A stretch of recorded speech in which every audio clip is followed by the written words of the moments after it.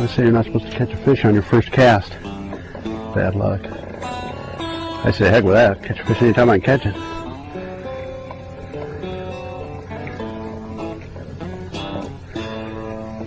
All I need is a soul kiss. Something sweet, something sweet, something sweet. I just can't read. Lake Piru's been one of the best kept secrets in Southern California for a lot of years. It was actually impounded in the early 50s. It's been around a long time.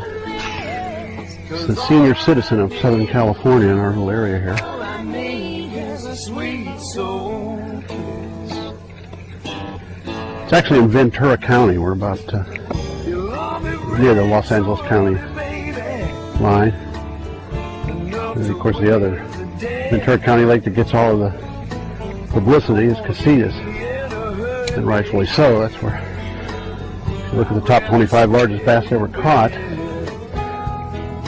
there's a good percentage of them came from there, and of course Castaic over in the northern part of LA County. Something just jumped at it. Now's the time for lovers, baby. I'll stay right here. There had been a pretty good topwater bite up the last few weeks, so let's see if we can get this fish to look up. I'll meet you there at noon. Oh, when I want you this much, baby. When Lake Piru is at full pool, which doesn't happen often anymore, it is probably one of the best flipping lakes that we have in Southern California. Southern Cal is not known for its flipping abilities, but up the north end, which is actually where, if you look beyond there, we're low water now, but if you look beyond the north end there, around that bend, it goes back about another mile or two. And it's tremendous flooded brush and grass when it's at full pool. Just like flipping, I won't say it's like the Delta because we don't have a lot of tules and things like that, but a lot of flooded brush and flooded grass. Years ago, it stayed full pool for a long time. It was taking 23, 24, 25 pounds to win tournaments up here. Quality of fish, exceptional. Something just hit it again. Find what they want. Get home late from work again, and I feel you in the dark. Nice little flat on this point up ahead. Generally has a fish on it. You always are the spark. You're not like any other, baby. Actually, the bait I'm throwing right now is a Luckycraft gunfish. It's topwater bait, kind of like an old splash pencil that we used to throw. And a cross between a splash pencil and a Sammy. Looks a lot like a Sammy, but it's also real erratic. Is a soul kiss. Something sweet, something sweet, something sweet. I just can't raise it. The species of bass in here are northern strain, largemouth. Unlike Castaic or Casitas, where we have the Floridas. So the lake record here, I believe, is in the 16 to 17 pound range. And of course, that's a pretty good lake just about anywhere, except in Southern California. The largest fish I've ever caught out of Piru is about 9.5 pounds. That was a few weeks ago. So later today, we'll start throwing that Huddleston Deluxe swim bait, and might not get a lot of bites on that bait, but when you get a fish, it's going to be a good one. Two rental boats on the entire lake, and they both come to where I'm fishing. What's up with that? Nope. There's some small fish that are hitting the bait. I'll throw a buzz bait out there, maybe we can call up a fish here. That's all you could do to find a piece of shoreline to fish, and staying up in the boat, all the skiers and all. Fortunately, they don't allow personal watercraft out here, so that's kind of nice. I don't have to deal with that, but water skiers will come right by you, just totally destroy your shoreline. But that was a week ago, and this lake's had about a week to rest.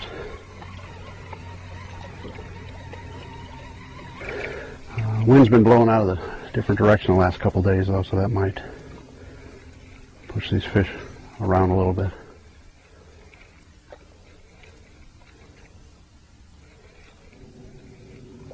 Down here with our deeper reservoirs, clearer water, we generally throw our topwater baits on 12-pound line. I prefer to use Berkley Trailing XT 12-pound. Pretty good abrasion resistance. Up there to the Delta, you change things up a bit. Clear Lake can go up to, like I said, I throw braid up there now on my topwater baits, but usually the lightest mono I would throw up there would be about 14. Surprised there wasn't one home here. And 2 rental boats on the entire lake, and there they are, within 50 feet of each other.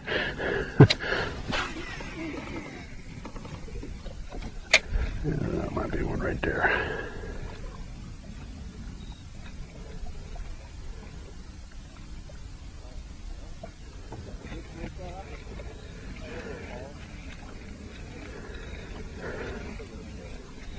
Might not want to play here today, it looks like. It's first thing in the morning stuff.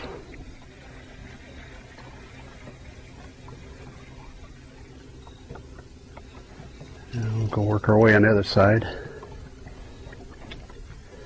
It's almost to the surface here.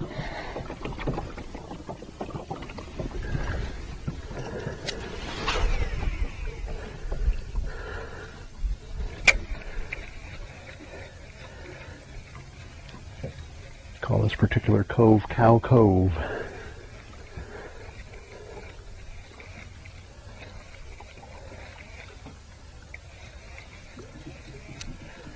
Well, it's not a grebe, it's a seagull.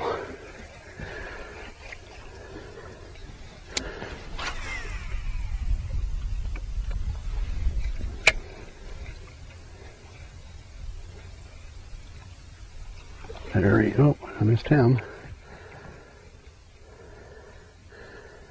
He didn't even eat it, he just come up and pushed it. It's a pretty good fish. Might have something here. I dare you to do that again.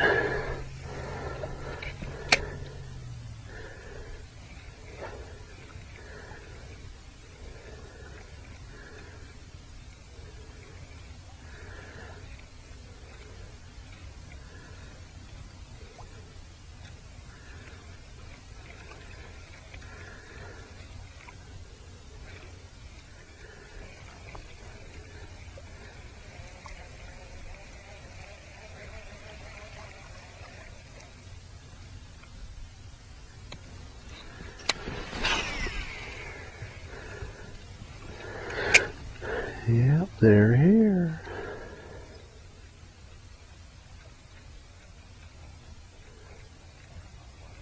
I believe that seagull is trapped. Or is he eating? Yeah, he's eating something.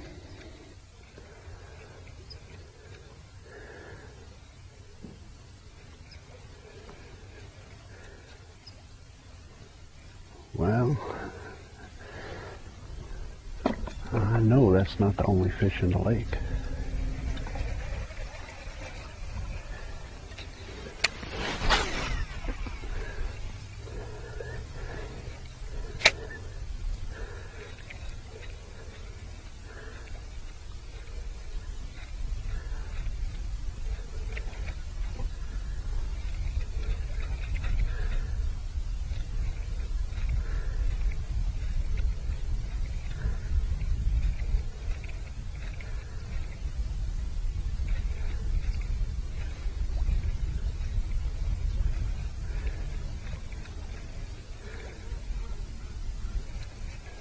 should be happening here.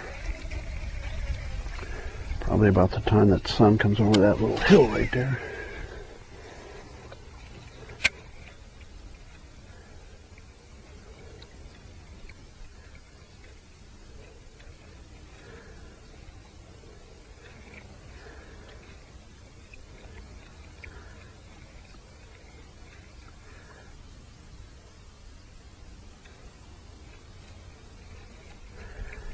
Even though Piru is as low as it is right now, it's actually been at this level all year, within a 4 or 5 foot range. So that's kept it real consistent, which has allowed the grass to grow tremendous grass beds throughout the lake.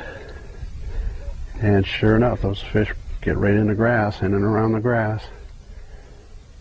Had a pretty good spawn up here this year, and fish have stayed relatively shallow all year.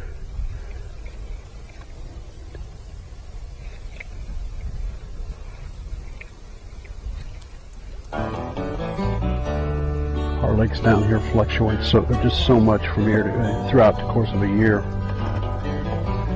that every time you come out, it's a new lake. The popular lakes to the north is Lake Cachuma in Santa Barbara County. Just a phenomenal lake, probably the most beautiful lake in Southern California. Unfortunately, they are dropping that lake extremely rapidly now.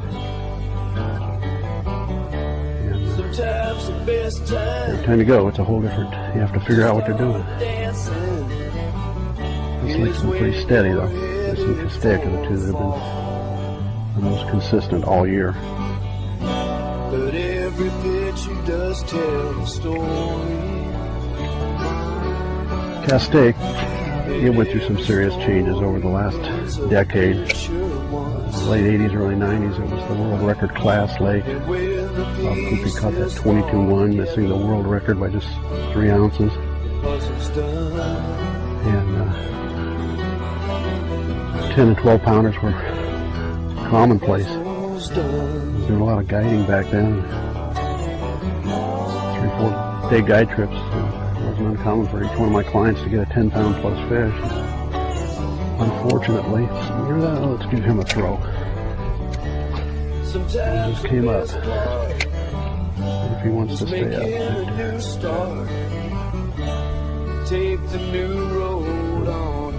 They got what he was chasing. Sometimes it's better. But Castaic, fortunately, part of the aqueduct system, which of course is that Northern California Delta water, and we thank you, by the way. Hear me, Cooch? Thanks a lot. We try and get them to swim back upriver, but they won't do it. Especially when I have a tournament coming up there.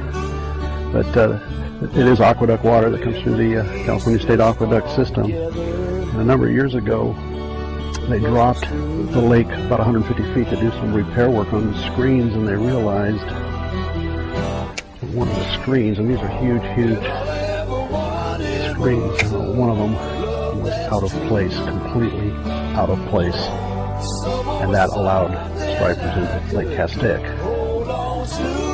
Stripers are extremely prolific. They bred and kept breeding. And unfortunately, as fun as they are to catch and as good as they are to eat as many as you want, by the way, they took Castaic pretty much off the map as a world record class lake. There's still 16, 18 pound fish in there, there's not very many of them. And unfortunately, during the heyday, all those big fish left. People put them on their walls. Get a guy, a lot of my clients were from back east, they'd come out and catch an 8 or 10 pound fish. It's the biggest fish they've ever caught, and they'd want to keep it. I was very fortunate to talk most of them out of that, but they'd have a few that took them out of there instead of the... back then, fiberglass reproductions were not real popular. Now this lake here, again, I mentioned before that this is their northern strain largemouth. And For the most part, you go up north, it's all northern. In Northern California, they're all northern strain largemouths. So we're a little guy chasing it.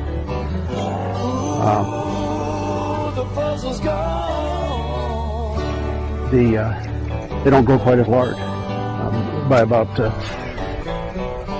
4 or 5, as much as 4 or 5 pounds. I think the biggest northern strain is that I've heard of is about an 18.5, 19 pound. Whereas the world record fish, which is a Florida strain, is 22 pounds 4 ounces. And the fish behave, and they say a bass is a bass is a bass. And I keep pulling it away from them because they're very little fish. But they do behave significantly different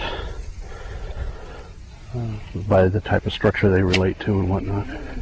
What we don't have down here anymore is any spotted bass lakes. When Lake Paris first opened, it was predominantly a spotted bass lake. As a matter of fact, the world record was set and broke 3 times from Lake Paris down in Riverside County. And either by harvesting or who really knows, we believe that somebody started throwing northerns in there. And Florida's in there. Actually, I believe there's Florida's in Lake Paris. The spotted bass population is all but gone out of Lake Paris. So if we want to fish spots, we got to run up to the Don Pedro, or certainly up to McClure, which is probably the most has the biggest population in at least the central mother lode area.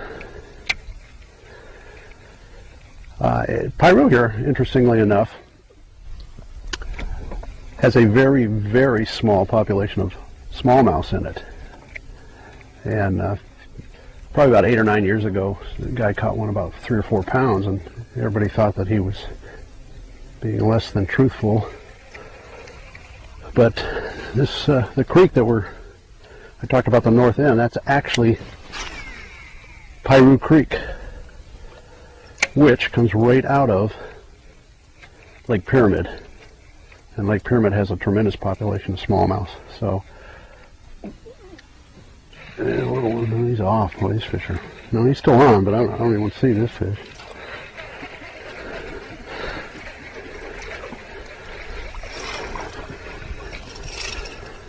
Don't worry, if we start throwing a trout, the trout I throw is bigger than this fish. It's good to see. That's this year's fish.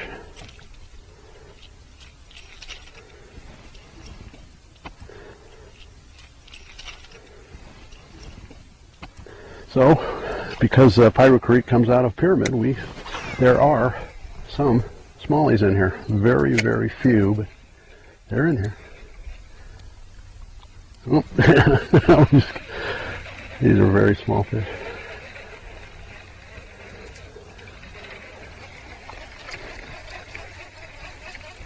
Yeah, one came off. All right, where's Moby at? Fish are coming right out of that grass.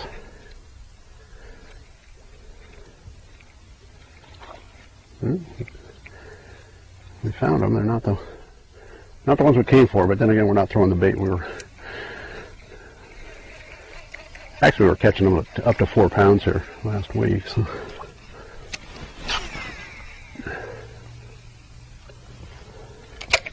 Big flat out here.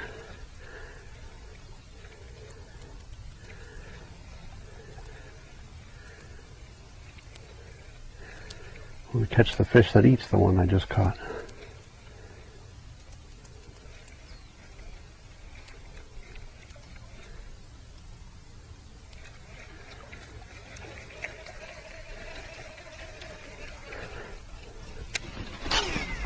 I think I'm going to put on an Iovino, splash it, make a little adjustment here. Although I'm starting to get bit, I probably ought to not do that, huh?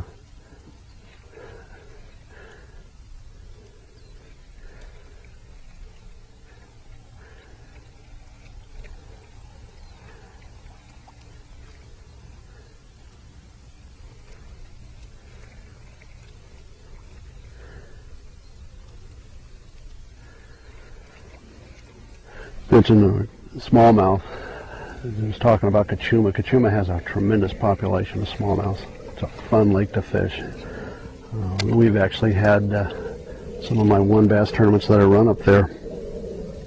Generally, we'll get 21 to 22% of the fish weighed in are going to be smallmouth, and occasionally second or third big fish will end up being a 2.5 to 3.5, sometimes 4 pound smallmouth. That's a good fish.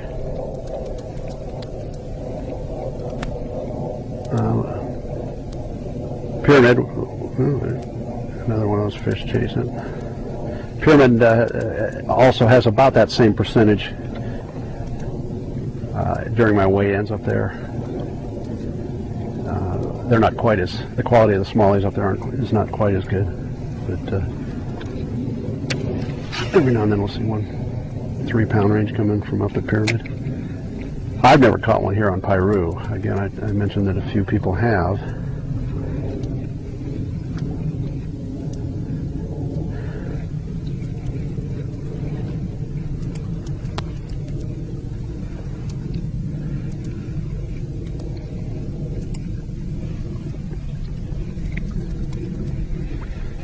Something a little different here. This grass, it's just constant grass out here, so you can just about throw anywhere around the boat and potentially catch a fish because of the grass.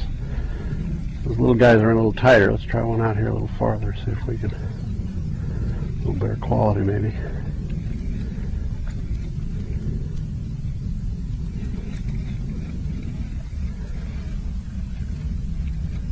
Again, those better ones might start biting as soon as that sun pops over the hill here. Probably about 15 minutes or 10 minutes from that.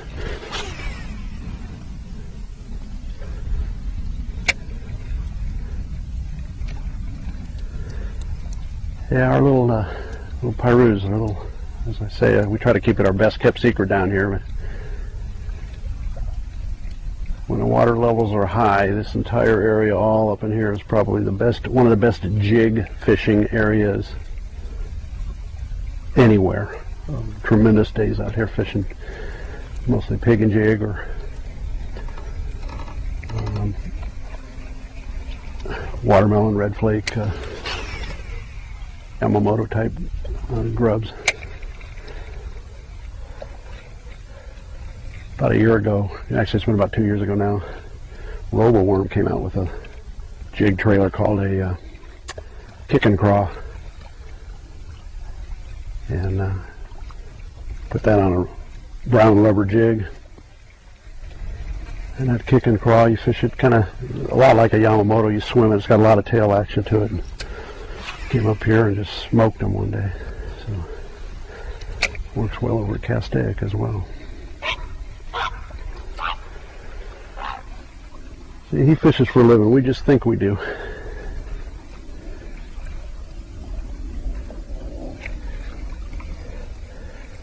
Yeah, trying to get old Cooch to come down here and try some of this jig action down here. He can't leave that river. We all know that.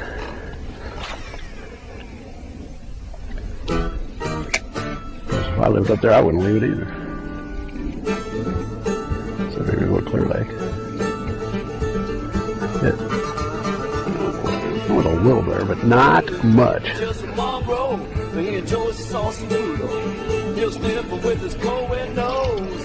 Yeah, he's all of a half an inch better. Another 4 inches will have a keeper.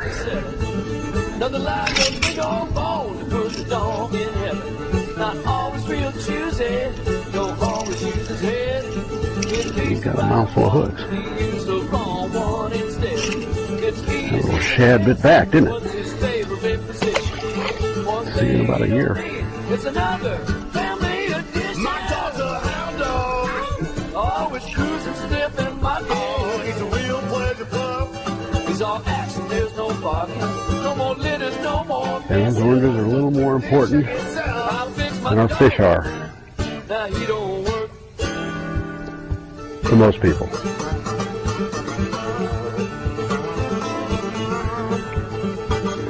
One tugged at it without breaking the water. He said, I think what he needs is some behavior modification. You get here before the sun's on it, they could be facing any direction. You don't really know, they're not really set. Once the sun comes up, they're not going to be looking into the sun. So that gives you a clue as to the way the fish are going to position themselves.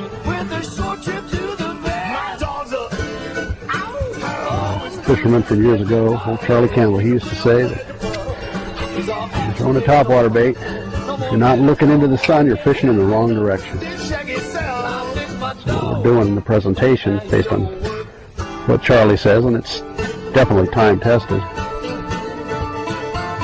You throw, he's still trying for it with a small fish. You're throwing towards the sun and bringing it back. That fish is going to be looking up and watching that thing go away from the sun, and he's going to come up behind it and eat it.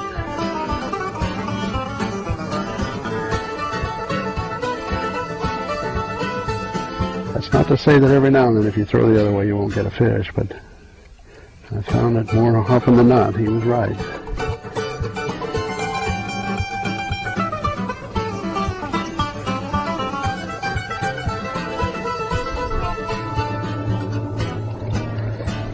That breeze, as soon as that sun came up, it started to pick up, which is kind of good because I think I'll get my trout bite going a little earlier. There he is.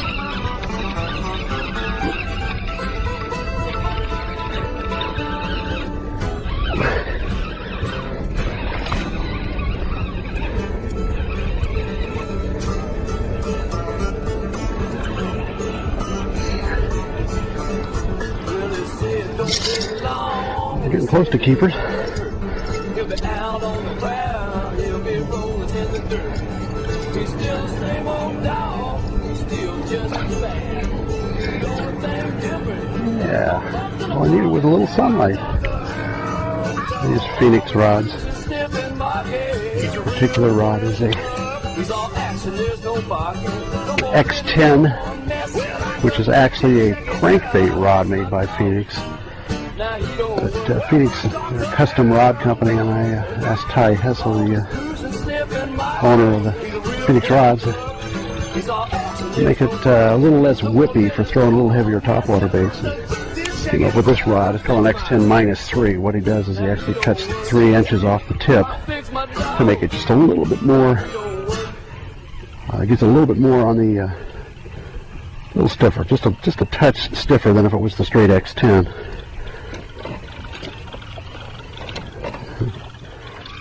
And I use the Shimano Chronarch SF reels because I really like, obviously, the SF, the Super Free.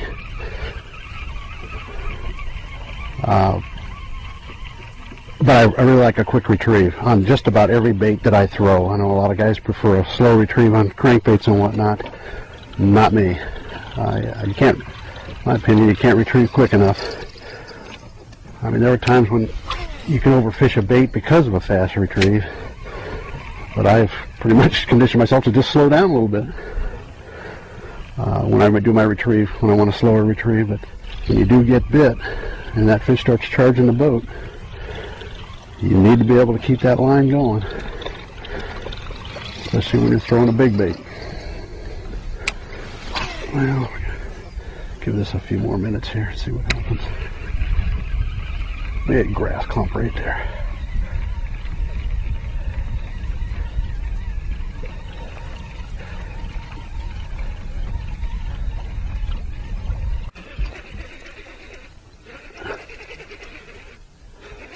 Not a biggie, but a fish. Stand down. Here he comes. Yeah, he's not very big. Oh. Ooh, foul hooked. Oh, he got him in the mouth.